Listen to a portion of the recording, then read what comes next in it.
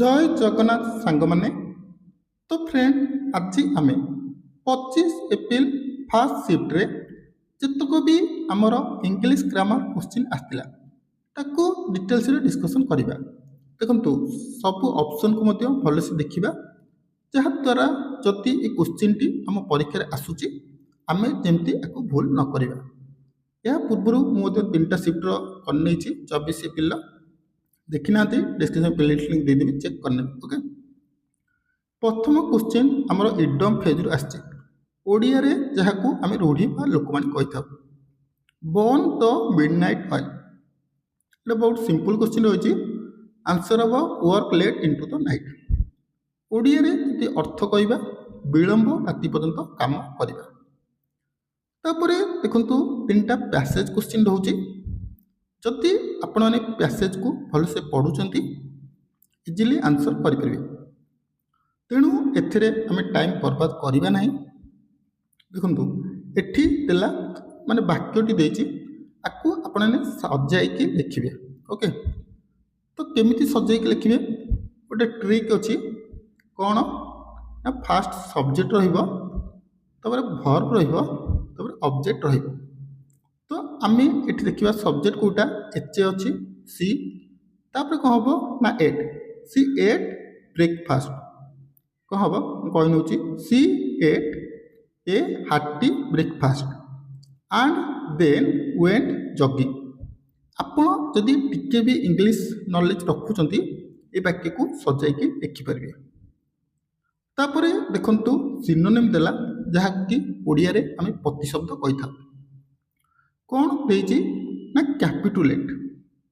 କ୍ୟାପିଟୁଲେଟ୍ ଅର୍ଥ କ'ଣ ନା ଆତ୍ମସମର୍ପଣ କରିବା, ବା ଯଦି କହିବା ପରାଜୟ ଗ୍ରହଣ କରିବା ବା ହାର ମାନିବା, ତା'ର ସିନୋନିମ୍। ଏଠି ପଚାରିଛି ତା'ର ସିନୋନିମ୍ ଆଉ କେଉଁଟା ଅଛି, ସମସ୍ତେ ଜାଣିଛନ୍ତି ସରେଣ୍ଡର। ସରେଣ୍ଡର ଅର୍ଥ ମଧ୍ୟ ହାର ମାନିବା। ଏଠି ଦେଖନ୍ତୁ ଗୋଟେ ୱାର୍ଡ଼ ଅଛି କନକ୍ୟୁର।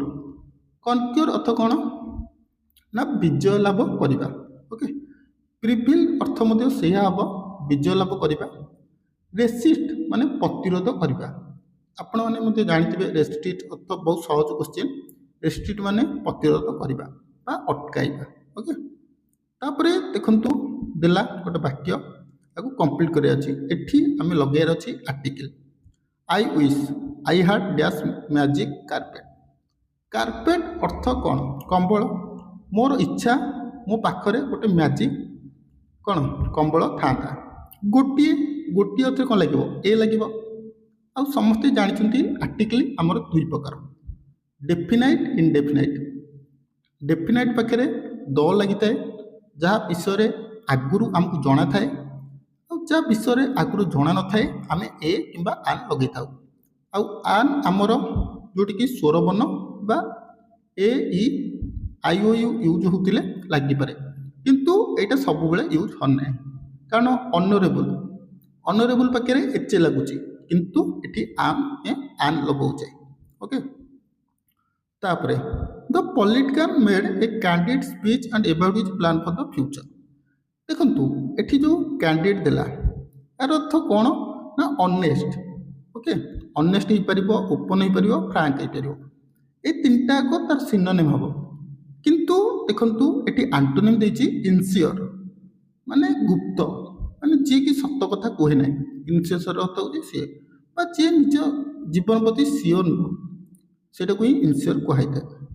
ତାପରେ ଇଫେନିମାଲ ମାନେ କ'ଣ, ଲେଖି ରଖିବେ, ଏହାର ଅର୍ଥ ହେଉଛି କ୍ଷଣସ୍ଥାୟୀ। ବ୍ରିଫ୍ ଅର୍ଥ ମଧ୍ୟ ସେହି କ୍ଷଣସ୍ଥାୟୀ, କିନ୍ତୁ ଲେନ୍ଦି, ପରପେଚୁଆଲ, ଏଣ୍ଡୋରିଂ ଅର୍ଥ ହେଉଛି ସ୍ୱଳ୍ପସ୍ଥାୟୀ ବା ନିର୍ଦ୍ଦିଷ୍ଟ। ଓକେ, ତାପରେ ଦେଖନ୍ତୁ ଗୋଟେ ବାକ୍ୟ ଦେଇଛି, ଏଟାକୁ ଆମକୁ ପ୍ୟାସିଭ୍ ଭଏସ୍ରେ କନଭର୍ଟ କରିବାର ଅଛି। ବହୁତ ସହଜ ଅଛି। A new library was open in the town last week. ଏହା ଭିତରୁ ଦେଖନ୍ତୁ ସବଜେକ୍ଟ କେଉଁଟା। ଏଇଟା ଯେହେତୁ ଆମର ଆକ୍ଟିଭ୍ ଦେଇଛି, ପ୍ୟାସିଭ୍ରେ କନଭର୍ଟ ହେଲେ କେମିତି କରିବେ, ଦେଖନ୍ତୁ ଆମକୁ ସବଜେକ୍ଟ ଖୋଜିବାର ଅଛି।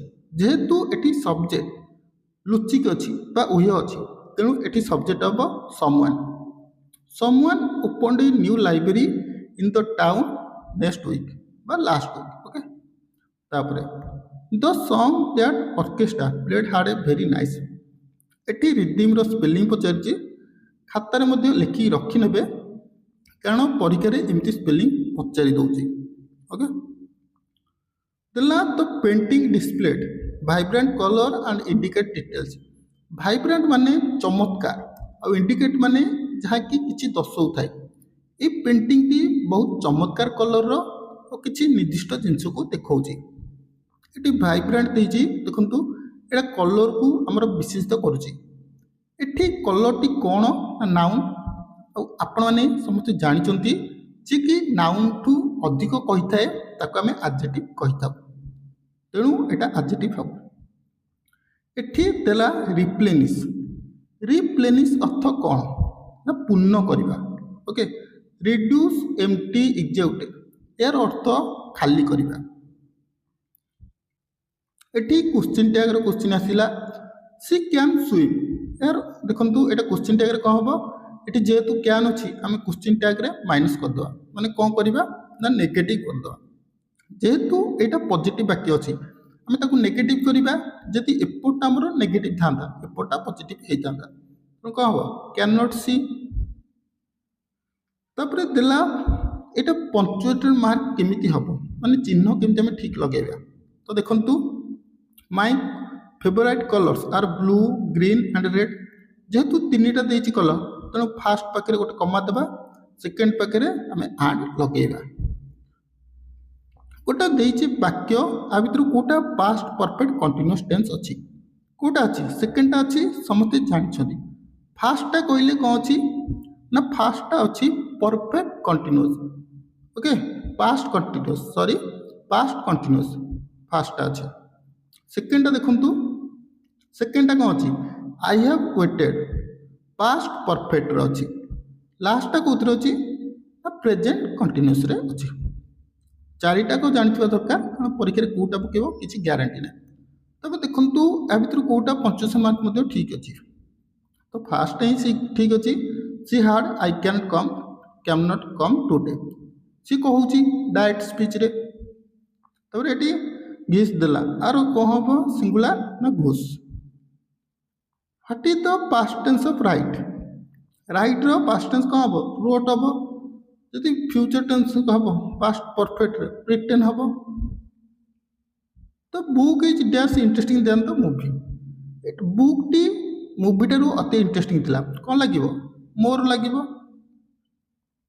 The book is lying dash the table. बहीटी टेबुल उपर थुआई उपर लगिले आमर ऑन लगे कौ प्रिपोजिशन लगुच परीक्षा पकाउछ। तेणु जदि आप कमेंट करती प्रिपोजिशन उपर क्लास आसीज। ओके तापरे ये चारिटा को अपने खाता लिखिक रखिए कारण ये क्वेश्चन प्रति शिफ्ट रे पड़ुची। A person who study the star and celestial body एटा तो एस्ट्रोनॉमर हम समझे जानते। Physicist a person who studies physics physicist हम। तो जियोलॉजिस्ट एटा कौन हम a person study the structure composition and history of earth. जे पृथ्वी विषय पढ़े जियोलॉजिस्ट कहे। तब बायोलॉजिस्ट एटा कौन हम जे बायोलॉजी पर पढ़े a person conduct reason in आकु है। तो बायोलॉजिस्ट मध्य जानले। तब देला तो cat sat on the windowsill. विंडोसिलटा होची नाउन तेणु एटा नाउन हम झरका। She found a beautiful flower in the garden. देखंतु एटा नाउन अछि नाउन को विशेषित करछि ब्यूटीफुल तेणु एडजेक्टिव हम। आमर लास्ट क्वेश्चन एटा देछि पैसिव वर्सन रे कौन हम चॉकलेट इज लव्ड बाय मी। तो फ्रेंड ये थिला 25 एप्रिल फर्स्ट शिफ्ट रो इंग्लिश ग्रामर क्वेश्चन। भाबुची अपने डिटेल्स बुझी पारथिबे। जदि कोटा भी डाउट रुहे कमेंट करने पे वीडियो भल लगिले लाइक करिवे। आगु को एपरि वीडियो पई चैनल को सब्सक्राइब करनेबे।